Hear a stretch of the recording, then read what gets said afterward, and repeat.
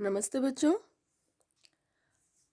आज की वीडियो में हम विभिन्न अभिक्रियाओं से संबंधित कुछ छोटी छोटी बातों को डिटेल में पढ़ेंगे, जिन पर छोटे प्रश्नों के रूप में और न्यूमेरिकल्स के रूप में प्रश्न एग्जाम में पूछे जाते हैं।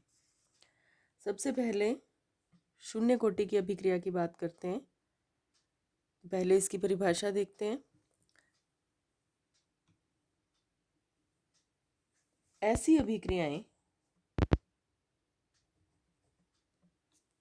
अभिक्रियाएं जिनमें अभिक्रिया का वेग अभिकारकों की सांद्रता पर निर्भर नहीं करता। अभिक्रिया की कोटि की परिभाषा हमने की थी। अभिक्रिया की कोटि हमें यह बताती है कि उसके वेग निर्धारक पद में अभिकारक के कितने अणु भाग ले रहे हैं, वो अभिक्रिया की कोटि कहलाती है। यदि कोई भी अणु अभिकारक का वेग निर्धारक पद में भाग नहीं ले रहा तो उसके लिए हम कहते हैं कि अभिक्रिया का वेग अभिकारकों की सांद्रता पर निर्भर नहीं करता। दूसरे शब्दों में, अभिक्रिया का वेग अभिकारकों की सांद्रता की शून्य घात के अनुक्रमानुपाती होता है। उसे हम कहते हैं शून्य कोटि की अभिक्रिया। इसके लिए जो सबसे पहला पॉइंट हमें देखना है वो है वेग नियम। इसको किस वेग नियम से दर्शाया जाता है? यदि ए अभिकारक को व्यक्त करे तो ए से प्रोडक्ट या उत्पाद बनता है, लेकिन K0 वेग स्थिरांक होगा इस अभिक्रिया के लिए। इसका मतलब यह है कि यह ए की सांद्रता पर निर्भर नहीं करता। अभिक्रिया का वेग, ए की आवश्यकता तो है उत्पाद बनने के लिए, लेकिन उसकी सांद्रता पर अभिक्रिया का वेग निर्भर नहीं करेगा। दूसरा बिंदु, अभिक्रिया वेग और उसकी अवकलन समीकरण। आप जानते हैं अभिक्रिया के वेग को हम दो प्रकार से दिखा सकते हैं।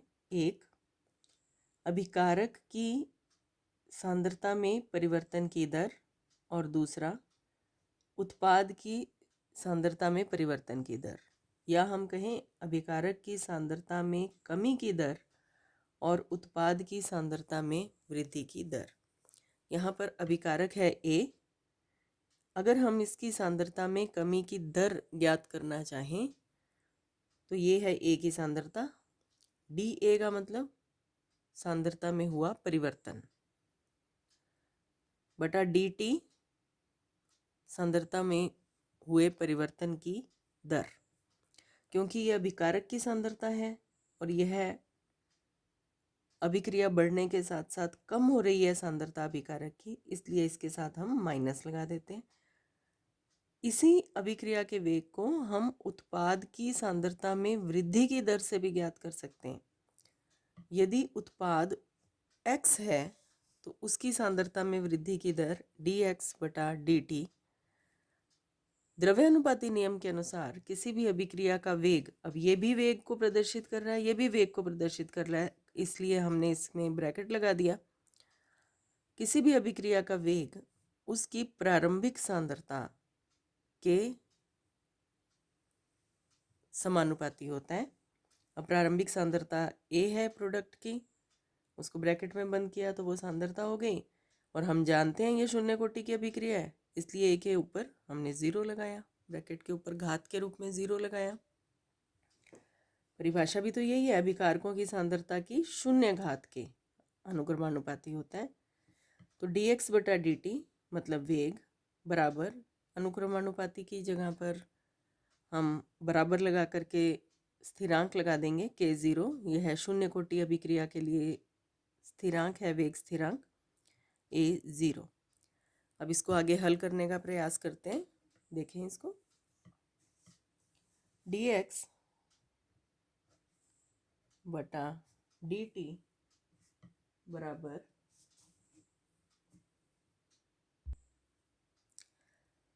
a की घात 0 किसी भी अंक की या राशि की घात जब ज़ीरो होती है तो वो पूरा एक्सप्रेशन एक में बदल जाता है। तो dx/dt बराबर k0। ये अभिक्रिया वेग को भी प्रदर्शित कर रहा है और उसकी अवकलन समीकरण को भी प्रदर्शित कर रहा है। यहाँ पर एक बात ध्यान रखें, हमें पूछा जा सकता है शून्य कोटि अभिक्रिया के लिए अभिक्रिया वेग समीकरण लिखिए या शून्य कोटि अभिक्रिया के लिए अवकलन समीकरण लिखिए। तो ये उसको निकालने का तरीका है, लेकिन जो हमने बॉक्स में बंद किया ये इसका सूत्र है जो न्यूमेरिकल्स में भी काम आता है। और अगर सीधे अवकलन समीकरण छोटे प्रश्न में पूछी जाती है, आप इतना नहीं डेरिवेशन उसका ध्यान रख सकते, तो इतना तो आपको याद रखना ही है। ये इसकी अवकलन समीकरण कहलाती है। और इससे हमें ये भी पता चलता है कि किसी भी अभिक्रिया का वेग सांद्रता पर निर्भर नहीं कर रहा। आपको इस समीकरण में कहीं भी सांद्रता नजर नहीं आ रही अभिकारक की। यही शून्य कोटि की अभिक्रिया है, अभिकारक की सांद्रता पर निर्भर नहीं करता वेग इसका। इसके बाद हमें करनी होती है इसकी समाकल समीकरण, जो हमने अवकलन समीकरण की, इसी से हम इसकी समाकल समीकरण निकालते हैं। तो इसको देखते हैं।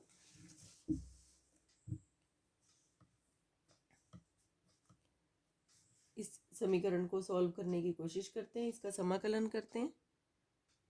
dx बराबर k0 dt, तिरछा गुना कर दिया हमने। जब हम इसका समाकलन करेंगे बराबर k0 dt, समाकलन करने पर इसका सॉल्यूशन जब हम करते हैं तो ये आता है dx का समाकलन करने पर x, k0 t, dt का समाकलन करने पर t, k0 t प्लस समाकलन स्थिरांक c कांस्टेंट है, समाकलन स्थिरांक कहलाता है ये। यहाँ हम लिख सकते हैं c बराबर समाकल स्थिरांक।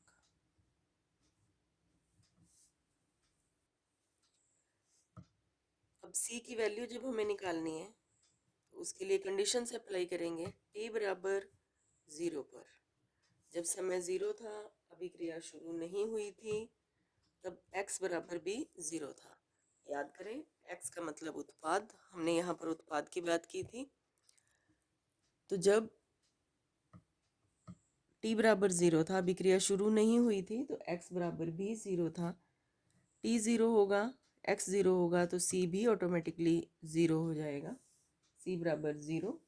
तो हम इस समीकरण को लिख सकते हैं x बराबर k0 t। ये हुई शून्य कोटि अभिक्रिया की समाकल समीकरण। यहाँ पर k0 बराबर x/t, k0 बराबर x/t, दोनों एक ही बात है।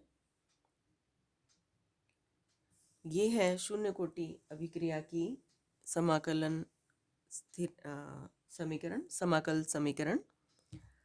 यहाँ पर एक बात और आप नोट कर सकते हैं कि k0 बराबर x/t, x सांद्रता को प्रदर्शित करता है, मतलब मोल बटा लीटर, और ये t समय को प्रदर्शित करता है, नीचे समय आ जाएगा इसमें। तो इसको जब हम मात्रकों में शो करने लगेंगे तो ये आ जाएगा मोल प्रति लीटर प्रति सेकंड, जो हम पहले भी कर चुके हैं शून्य कोटि अभिक्रिया के लिए। इसके बाद जो चौथा बिंदु है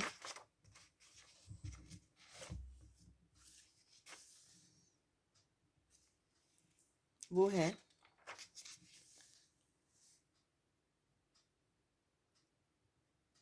वेग स्थिरांक मात्रक।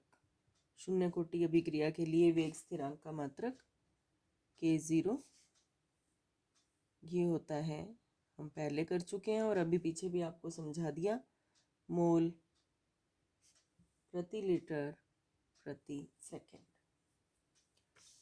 अगला बिंदु है आलेखी निरूपण। शून्य कोटि अभिक्रिया का ग्राफ किस प्रकार से बनाया जाता है? तो शून्य कोटि अभिक्रिया की समाकल समीकरण आई x बराबर k0t। इसको हम स्ट्रेट लाइन इक्वेशन जो आप गणित में पढ़ते हैं उसके बराबर मान सकते हैं। y बराबर mx, जिसकी ढाल समीकरण की ये जो सीधी रेखा आएगी उसकी ढाल वेग स्थिरांक के बराबर होगी। और इसका अगर हम ग्राफ बनाना चाहें तो इस प्रकार से बनेगा।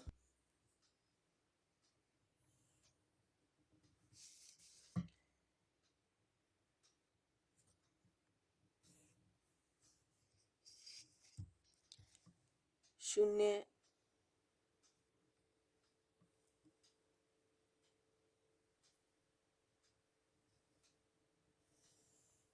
बिंदु से गुजरती हुई, या हम कहते हैं मूल बिंदु से गुजरती हुई एक सीधी रेखा प्राप्त होती है यहाँ पर।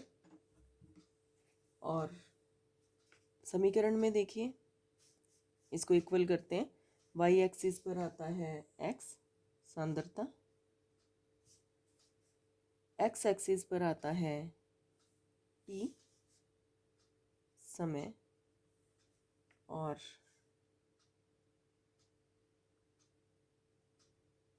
ये है डेल्टा x, ये है डेल्टा t, और इनका अनुपात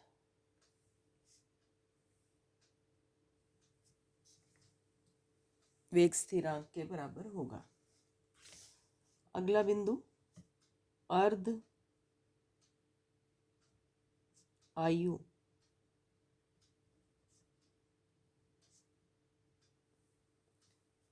अर्ध आयु की परिभाषा देखेंगे पहले तो।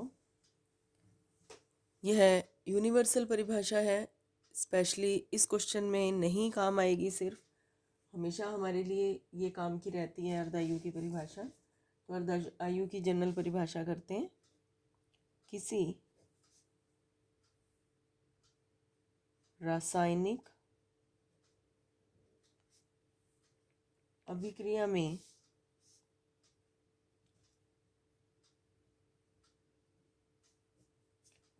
अभिकारकों की सांद्रता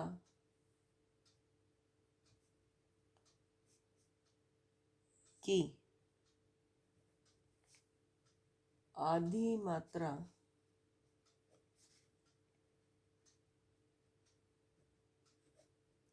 अपघटित होने में लगा समय उस अभिक्रिया का अर्ध आयु काल कहलाता है। कोई भी रिएक्शन जिसकी हम स्टडी कर रहे हैं उसमें जितना भी अभिकारक प्रारंभ में लिया गया उसकी आधी मात्रा जब समाप्त हो जाती है, जितने समय में समाप्त हो जाती है, उसे कहते हैं उस रासायनिक अभिक्रिया की अर्ध आयु। अब आपको ध्यान है, हमने ये सूत्र लिया था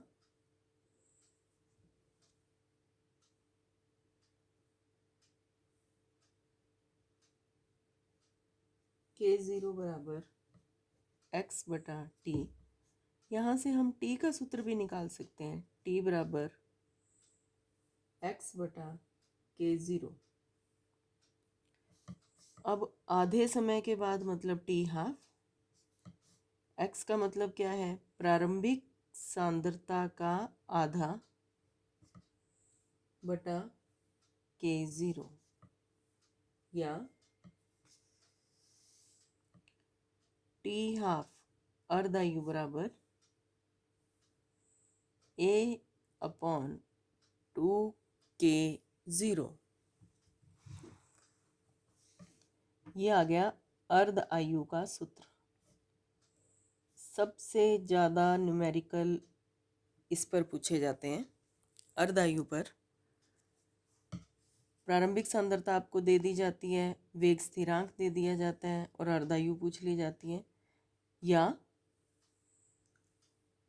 अर्ध आयु और प्रारंभिक सांद्रता बता करके वेग स्थिरांक पूछ लिया जाता है। एक बात और यहाँ पर ध्यान देंगे कि शून्य कोटि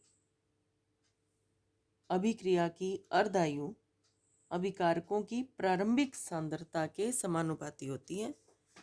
ध्यान दें, शून्य कोटि अभिक्रिया अभिकारकों की सांद्रता पर निर्भर नहीं करती। अभिक्रिया का वेग अभिकारकों की सांद्रता पर निर्भर नहीं करता, जबकि शून्य कोटि अभिक्रिया की अर्ध आयु अभिकारकों की प्रारंभिक सांद्रता के समानुपाती होती है। जितनी ज़्यादा अभिकारकों की प्रारंभिक सांद्रता होगी, उसकी अर्ध आयु भी उतनी ही ज़्यादा होगी। इसके बाद जो हमें 7वां पॉइंट पढ़ना होता है वो है शून्य कोटि अभिक्रियाओं के उदाहरण।